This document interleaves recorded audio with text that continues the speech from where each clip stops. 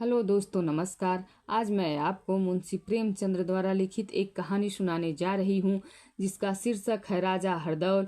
ये कहानी एक वीर योद्धा के बलिदान की कहानी है जो भाई के प्रति निस्वार्थ प्रेम, वफादारी और कर्तव्य की वेदी पर सर्वोच्च बलिदान की मिसाल पेश करती है।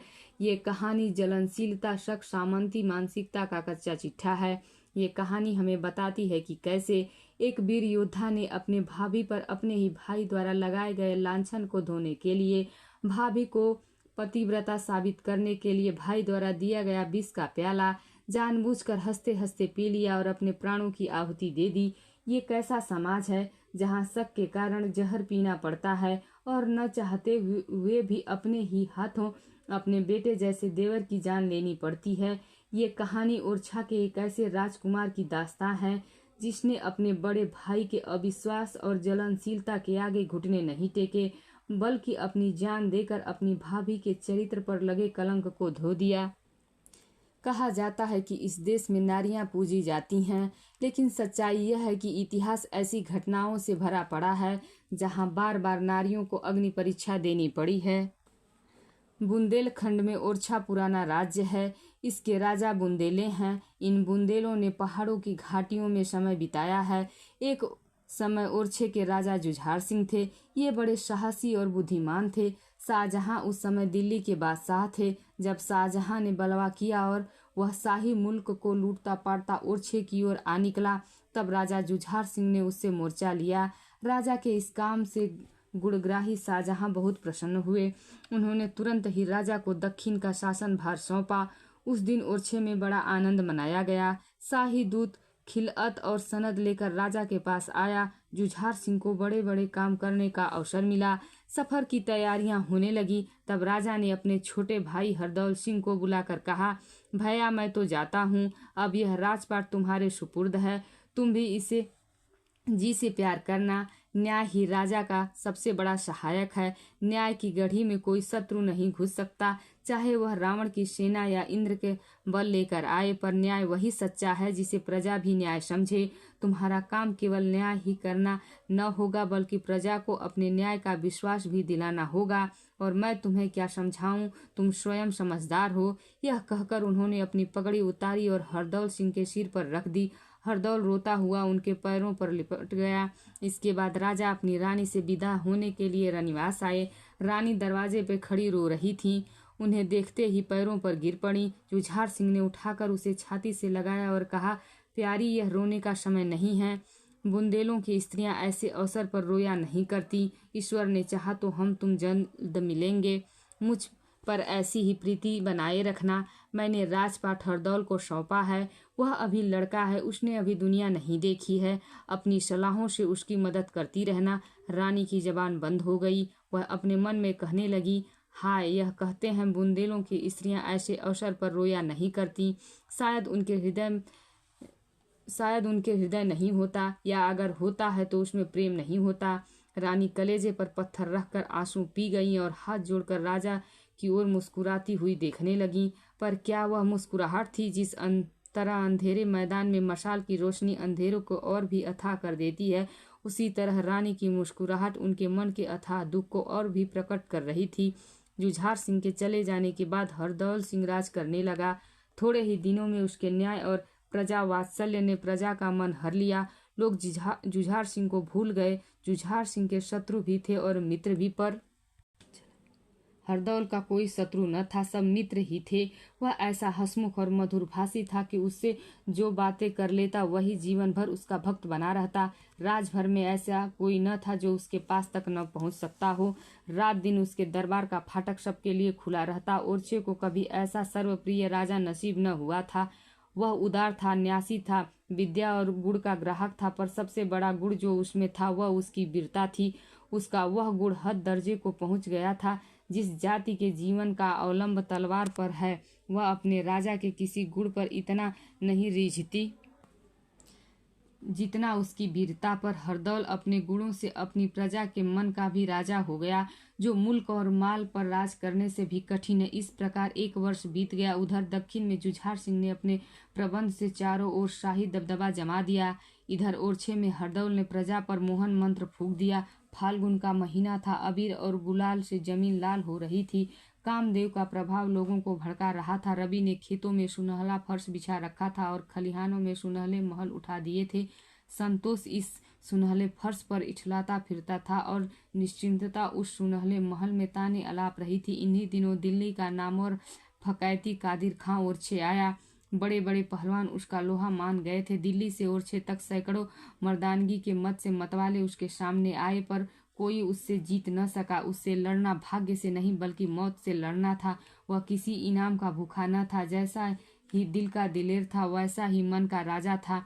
ठीक होली के दिन उसने धूमधाम से ओरछे में सूचना दी कि खुदा का सिर दिल्ली का कादिर खां ओरछे में आ पहुंचा है। जिसे अपनी जान भारी हो आकर अपने भाग्य का निपटारा कर ले। ओरछे के बड़े बड़े बुंदेलों सुरमा व घमंड भरी वाणी सुनकर गर्म हो उठे। फाग और डफ की तान के बदले ढोल की वीर ध्वनि सुनाई देने लगी। हरदौल का अखाड़ा ओरछे के पहलवानों और फकैतों का सबसे बड़ा अड्डा था। संध्या को यहाँ सारे शहर के सुरमा जमा हुए। कालदेव और भालदेव बुंदेलों की नाक थे। सैकड़ों मैदान मारे हुए ये ही दोनों पहलवान कादिर खां का घमंड चूर करने के लिए गए। दूसरे दिन किले के सामने तालाब के किनारे बड़े मैदान में ओरछे के छोटे बड़े सभी जमा हुए। कैसे कैसे सजीले अलबेले जवान थे। सिर पर खुशरंग बाकी पगड़ी, माथे पर चंदन का तिलक, आंखों में मर्दानगी का सुरूर, कमर में तलवार। और कैसे कैसे बूढ़े थे। तनी हुई मूछें, शादी पर तिरछी पगड़ी, कानों में बधी हुई दाढ़ियां। देखने में तो बूढ़े पर काम में जवान, किसी को कुछ न समझने वाले। उनकी मर्दाना चाल ढाल नौजवानों को लजाती थी। हर एक के मुंह से वीरता की बातें निकल रही थी। नौजवान कहते थे, देखें आज ओरछे की लाज रहती है या नहीं, पर बूढ़े कहते, ओरछे की हार कभी न हुई न होगी।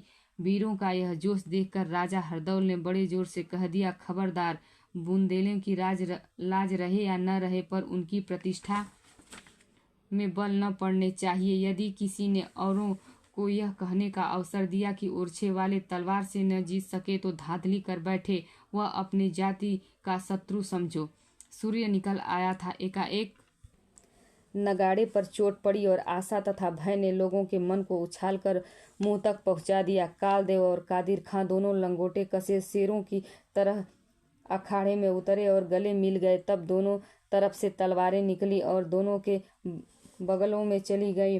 फिर बादल के दो टुकड़ों से बिजलियां निकलने लगी। पूरे 3 घंटे तक यह मालूम होता रहा कि दो अंगारे हैं। हजारों आदमी खड़े तमाशे देख रहे थे और मैदान में आधी रात का सन्नाटा छाया था। हाँ, जब कभी कालदेव गिरहदार हाथ चलाता या कोई पेचदार वार बचा जाता तो लोगों की गर्दन आप ही आप उठ जाती, पर किसी के मुंह से एक शब्द भी नहीं निकलता था।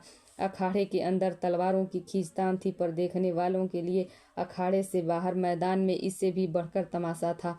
बार बार जातीय प्रतिष्ठा के विचार से मन के भावों को रोकना और प्रसन्नता या दुख का शब्द मुंह से बाहर न निकलने देना तलवारों के वार बचाने से अधिक कठिन काम था। एकाएक कादिर खां अल्लाह अकबर चिल्लाया, मानो बादल गरज उठा और उसके गरजते ही कालदेव के सिर पर बिजली गिर पड़ी। कालदेव के गिरते ही बुंदेलों को सब्र न रहा। हर एक के चेहरे पर निर्बल क्रोध और कुचले हुए घमंड की तस्वीर खिंच गई। हजारों आदमी जोश में आकर अखाड़े पर दौड़ पड़े, पर हरदौल ने कहा, खबरदार, अब कोई आगे न बढ़े।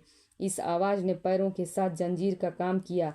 दर्शक को रोककर जब वे अखाड़े में गए और कालदेव को देखा तो आंखों में आंसू भर आए। जख्मी शेर जमीन पर तड़प रहा था। उसके जीवन की इस तरह उसकी तलवार के 2 टुकड़े हो गए थे। आज का दिन बीता, रात आई, पर बुंदेलों की आंखों में नींद कहाँ। लोगों ने करवटें बदलकर रात काटी। जैसे दुखित मनुष्य विकलता से सुबह की बाट जोहता है, उसी तरह बुंदेले रह रहकर आकाश की तरफ देखते और उसकी धीमी चाल पर झुंझलाते थे। उनके जातीय घमंड पर गहरा घाव लगा था। दूसरे दिन ज्यों ही सूर्य निकला, 3 लाख बुंदेले तालाब के किनारे पहुंचे। जिस समय भालदेव शेर की तरह अखाड़े की तरफ चला, दिलों में धड़कनें सी होने लगी। कल जब कालदेव अखाड़े में उतरा था, बुंदेलों के हौसले बढ़े हुए थे, पर आज वह बात न थी। हृदय में आशा की जगह डर घुसा हुआ था। कादिर खां कोई चुटीला वार करता तो लोगों के दिल उछलकर होठों तक आ जाते।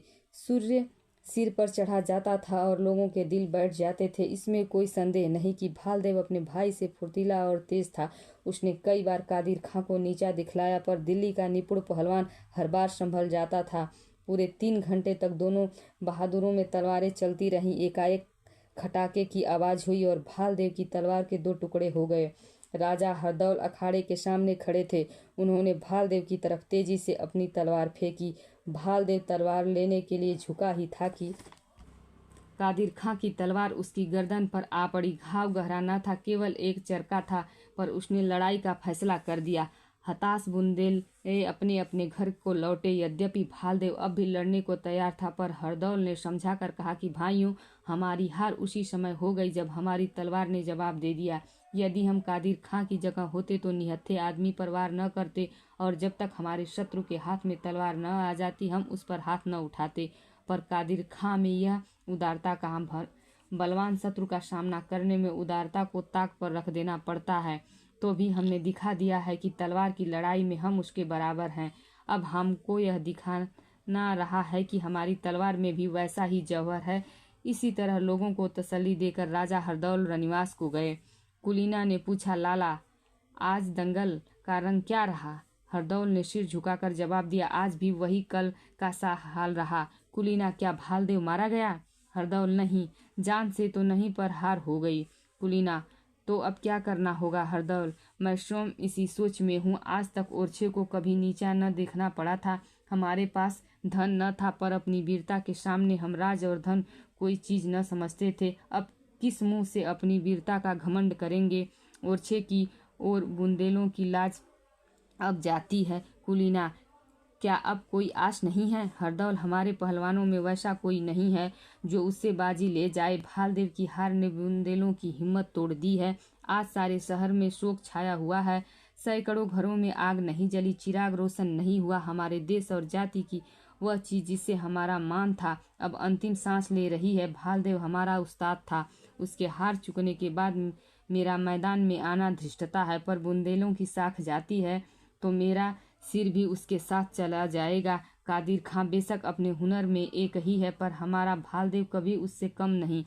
उसकी तलवार यदि भालदेव के हाथ में होती तो मैदान जरूर उसके हाथ रहता। ओरछे में केवल एक तलवार है जो कादिर खां की तलवार का मुंह तोड़ सकती है, वह भैया की तलवार है। अगर तुम ओरछे की नाक रखना चाहती हो तो उसे मुझे दे दो। यह हमारी अंतिम चेष्टा होगी। यदि इस बार भी हार हुई तो ओरछे का नाम सदैव के लिए डूब जाएगा। कुलीना सोचने लगी, तलवार इनको दूं या न दूं? राजा रुक गए हैं। उनकी आज्ञा थी कि किसी दूसरे की परछाई भी इस पर न पड़े। क्या ऐसी दशा में मैं उनकी आज्ञा का उल्लंघन करूं तो वे नाराज न होंगे? कभी नहीं। जब वे सुनेंगे कि मैंने कैसे कठिन समय में तलवार निकाली है तो उन्हें सच्ची प्रसन्नता होगी। बुंदेलों की आन की किसको इतनी प्यारी नहीं है? उससे ज्यादा ओरछे की भलाई चाहने वाला कौन होगा? इस समय उनकी आज्ञा का उल्लंघन करना ही आज्ञा मानना है। यह सोचकर कुलीना ने तलवार हरदौल को दे दी। सवेरा होते ही यह खबर फैल गई कि राजा हरदौल कादिर खां से लड़ने के लिए जा रहे हैं। इतना सुनते ही लोगों में सनसनी सी फैल गई और चौंक उठे। पागलों की तरह लोग अखाड़े की ओर दौड़े। हर एक आदमी कहता था कि जब तक हम जीते हैं महाराज को लड़ने नहीं देंगे। पर जब लोग अखाड़े के पास पहुंचे तो देखा कि अखाड़े में बिजलियां सी चमक रही हैं।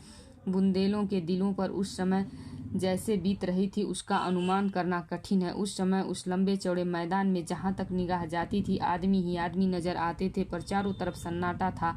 हर एक आंख अखाड़े की तरफ लगी हुई थी और हर एक का दिल हरदौल की मंगल कामना के लिए ईश्वर का प्रार्थी था।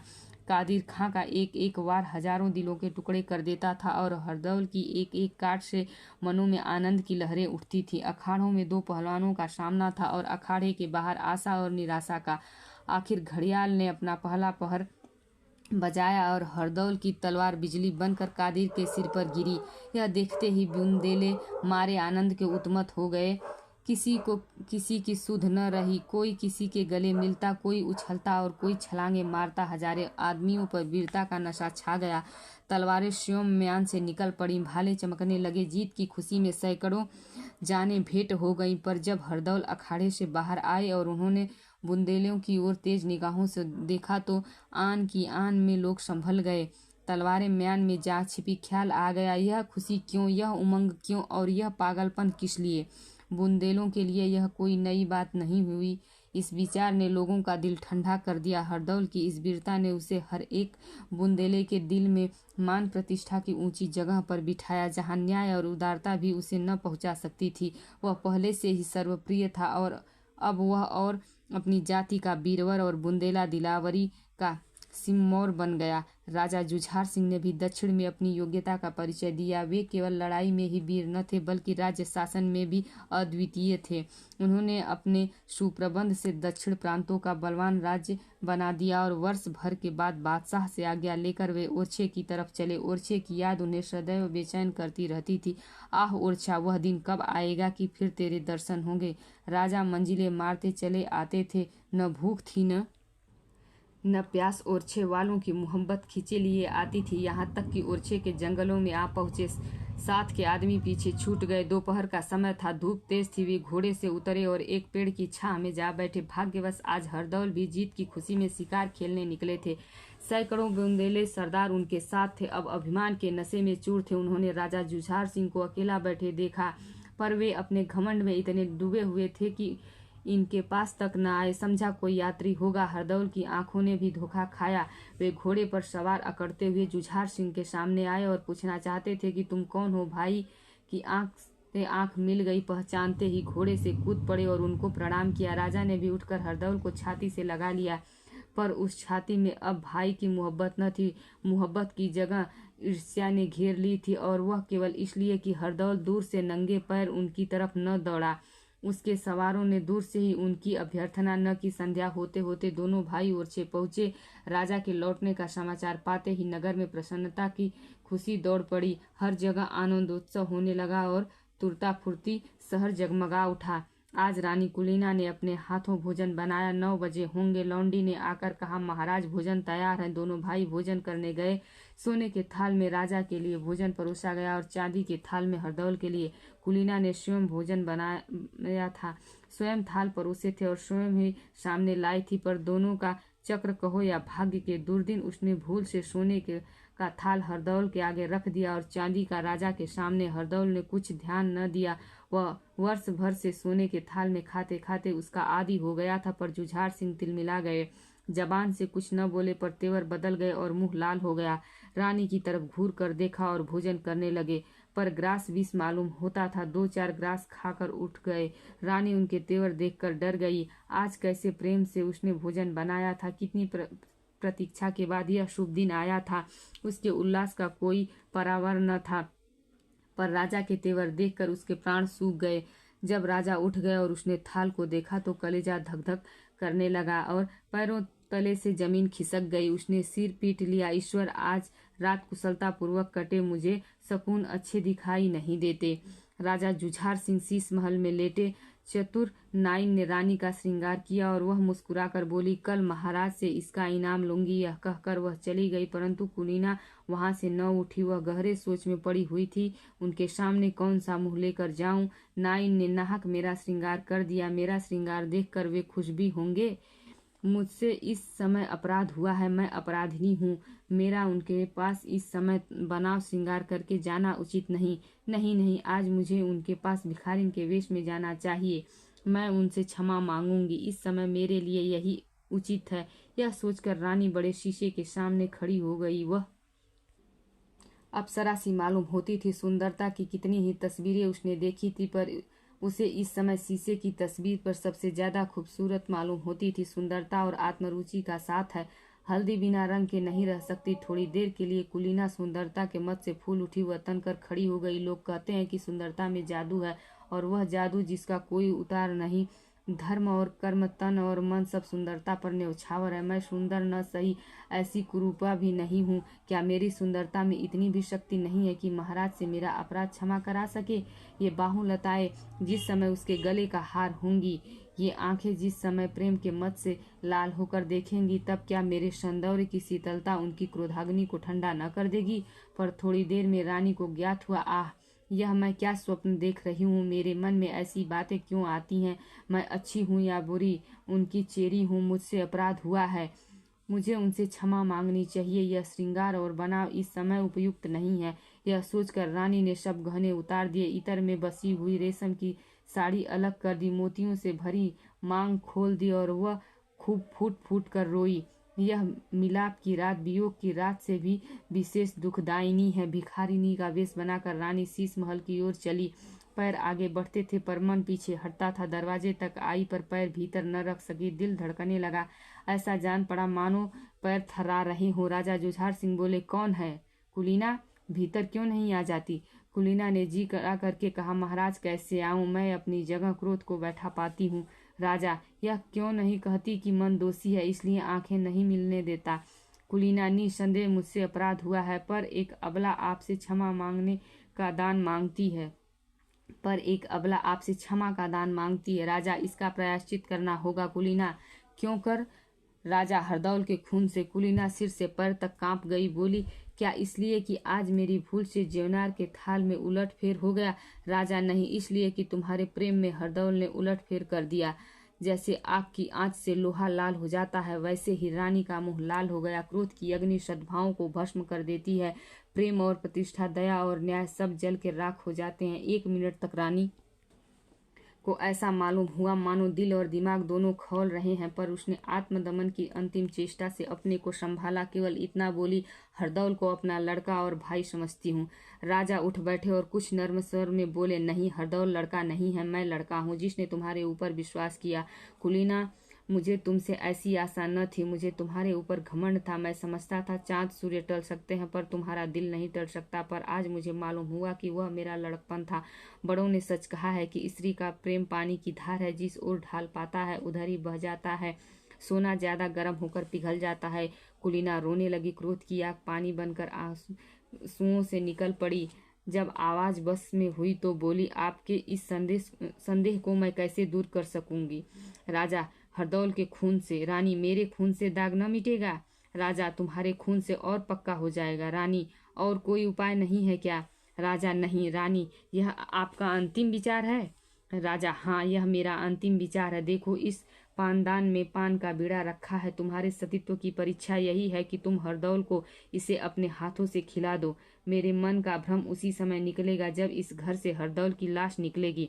रानी ने घृणा की दृष्टि से पान के बीड़े की ओर देखा और वह उल्टे पर लौट आई। रानी सोचने लगी, क्या हरदौल के प्राण लूं? निर्दोष सच्चरित्र वीर हरदौल की जान से अपने सतीत्व की परीक्षा दूं? उस हरदौल के खून से अपना हाथ काला करूं जो मुझे बहन समझता है? यह पाप किसके सिर पड़ेगा? क्या एक निर्दोष का खून रंग न लाएगा? आह, अभागी कुलीना, तुझे आज अपने सतीत्व की परीक्षा देने की आवश्यकता पड़ी है, और वह ऐसी कठिन।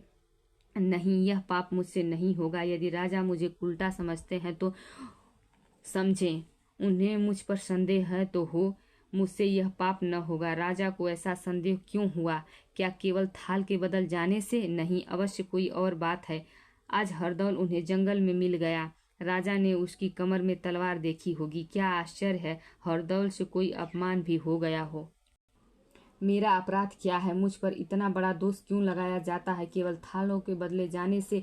हे ईश्वर, मैं किसे अपना दुख कहूँ? तू ही मेरा साक्षी है, जो चाहे सो हो, पर मुझसे यह पाप न होगा। रानी ने फिर सोचा, राजा, तुम्हारा हृदय ऐसा ओछा और नीच है क्या? तुम मुझसे हरदौल की जान लेने को कहते हो। यदि तुमसे उसका अधिकार और मान नहीं देखा जाता तो क्यों साफ साफ ऐसा नहीं कहते? क्यों मर्दों की लड़ाई नहीं लड़ते? क्यों स्वयं अपने हाथ से उसका सिर नहीं काटते और मुझसे वह काम करने को कहते हो? तुम खूब जानते हो मैं यह नहीं कर सकती। यदि मुझसे तुम्हारा जी उकता गया है, यदि मैं तुम्हारी जान की जंजाल हो गई हूँ, तो मुझे काशी या मथुरा भेज दो। मैं बेखटक चली जाऊंगी, पर ईश्वर के लिए मेरे सिर पर इतना बड़ा कलंक न लगने दो। पर मैं जीवित ही क्यों रहूं?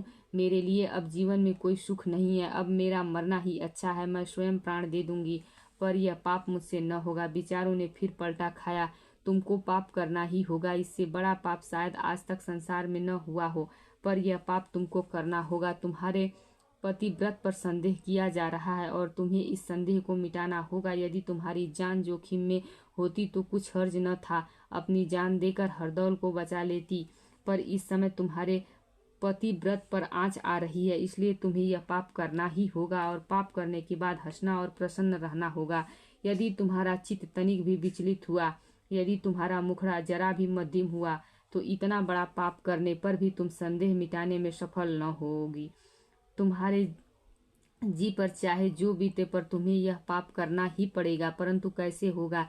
क्या मैं हरदौल का सिर उतारूंगी? यह सोचकर रानी के शरीर में कंपकपी आ गई। नहीं, मेरा हाथ उस पर कभी नहीं उठ सकता। प्यारे हरदौल, मैं तुम्हें खिला सकती, मैं जानती हूँ तुम मेरे लिए आनंद से विष का बीड़ा खा लोगे। हाँ, मैं जानती हूँ तुम नहीं न करोगे, पर मुझसे यह पाप नहीं हो सकता। एक बार नहीं, 1000 बार नहीं हो सकता। हरदौल को इन बातों की कुछ भी खबर न थी। आधी रात को एक दासी रोती हुई उसके पास गई और उसने सब समाचार अक्षर अक्षर कह सुनाया। वह दासी पानदान लेकर रानी के पीछे पीछे राजमहल से दरवाजे पर गई थी और सब बातें सुनकर आई थी। हरदौल राजा का ढंग देखकर पहले ही ताड़ गया था कि राजा के मन में कोई न कोई कांटा अवश्य खटक रहा है। दासी की बातों ने उसके संदेह को और भी पक्का कर दिया। उसने दासी से कड़ी मनाही कर दी कि सावधान, किसी दूसरे के कानों में इन बातों की भनक न पड़े, और वह स्वयं मरने को तैयार हो गया। हरदौल बुंदेलों की वीरता का सूरज था। उसकी भौहें के तनिक इशारे से 3 लाख बुंदेले मरने और मारने के लिए इकट्ठे हो सकते थे। ओरछा उस पर न्यौछावर था। यदि जुझार सिंह खुले मैदान उसका सामना करते तो अवश्य मुंह की खाते, क्योंकि हरदौल भी बुंदेला था और बुंदेला अपने शत्रु के साथ किसी प्रकार की मुंह देखी नहीं करते। मरना मारना उनके जीवन का एक अच्छा दिल बहलाव है। उन्हें सदा इसकी लालसा रही है कि कोई हमें चुनौती दे, कोई हमें छेड़े। उन्हें सदा खून की प्यास रहती है और वह प्यास कभी नहीं बुझती। परंतु उस समय एक स्त्री को उसके खून की जरूरत थी और उसका साहस उसके कानों में कहता था कि एक निर्दोष और सती अबला के लिए अपने शरीर का खून देने में मुंह न मोड़ो। यदि भैया को यह संदेह होता है कि मैं उसके खून का प्यासा हूँ और उन्हें मारकर राज अधिकार करना चाहता हूँ तो कुछ हर्ज न था। राज्य के लिए कत्ल और खून, दगा और फरेब सब उचित समझा गया है, परंतु उनके इस संदेह का निपटारा मेरे मरने के सिवा और किसी तरह नहीं हो सकता। इस समय मेरा धर्म है कि अपने प्राण देकर उनके इस संदेह को दूर कर दूं। उनके मन में यह दुखाने वाला संदेह उत्पन्न करके भी यदि मैं जीता ही रहा और अपने मन की पवित्रता जताऊं तो मेरी ढिठाई है। नहीं, इस भले काम से अधिक आगा पीछा करना अच्छा नहीं। मैं खुशी से विष का बीड़ा खाऊंगा। इससे बढ़कर सूरवीर की मृत्यु और क्या हो सकती है।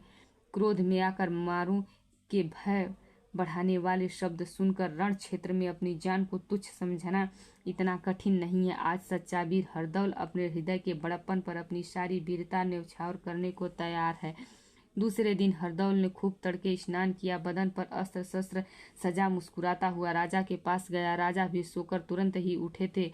उनकी अलसाई हुई आंखें हरदौल की मूर्ति की ओर लगी हुई थी। सामने संगमरमर की चौकी पर 20 मिला पान सोने की तस्तरी में रखा हुआ था। राजा कभी पान की ओर ताकते और कभी मूर्ति की ओर। शायद उनके विचार ने इस विष की गांठ और उस मूर्ति में एक संबंध पैदा कर दिया था। उस समय जो हरदौल एकाएक घर में पहुंचे तो राजा चौंक पड़े। उन्होंने संभल कर पूछा, इस समय कहाँ चले? हरदौल का मुखड़ा प्रफुल्लित था। वह हंसकर बोला, कल आप यहाँ पधारे हैं, इसी खुशी में मैं आज शिकार खेलने जाता हूँ। आपको ईश्वर ने अजीत बनाया है, मुझे अपने हाथ से विजय का बीड़ा दीजिए। यह कहकर हरदौल ने चौकी पर से पान दान उठा लिया और उसे राजा के सामने रखकर बीड़ा लेने के लिए हाथ बढ़ाया। हरदौल का खिला हुआ मुखड़ा देखकर राजा की ईर्ष्या की आग और भी भड़क उठी। दुष्ट, मेरे घाव पर नमक छिड़कने आया है। मेरे मान और विश्वास को मिट्टी में मिलाने पर भी तेरा जी न भरा। मुझसे विजय का बीड़ा मांगता है। हाँ, यह विजय का बीड़ा है, पर तेरी विजय का नहीं, मेरी विजय का। इतना मन में कहकर जुझार सिंह ने बीड़े को हाथ में उठाया। वे एक क्षण तक सोचते रहे, फिर मुस्कुराकर हरदौल को बीड़ा दे दिया। हरदौल ने सिर झुकाकर बीड़ा लिया, उसे माथे पर चढ़ाया। एक बार बड़ी ही करुणा के साथ चारों ओर देखा और फिर बीड़े को मुंह में रख लिया। एक सच्चे राजपूत ने अपना पुरुषत्व दिखा दिया। विष हलाहल था। कंठ के नीचे उतरते ही हरदौल के मुखड़े पर मुर्दनी छा गई और आंखें बुझ गई। उसने एक ठंडी सांस ली, दोनों हाथ जोड़कर जुझार सिंह को प्रणाम किया और जमीन पर बैठ गया। उसके ललाट पर पसीने की ठंडी ठंडी बूंदें दिखाई दे रही थी और सांस तेज चलने लगी थी, पर चेहरे पर प्रसन्नता और संतोष की झलक दिखाई देती थी। जुझार सिंह अपनी जगह से जरा भी न हिले। उनके चेहरे पर ईर्ष्या से भरी हुई मुस्कुराहट छाई हुई थी, पर आंखों में आंसू भर आए थे। उजाले और अंधेरे का मिलाप हो रहा था। धन्यवाद। प्लीज़ वीडियो को लाइक कीजिए और चैनल को सब्सक्राइब कीजिए।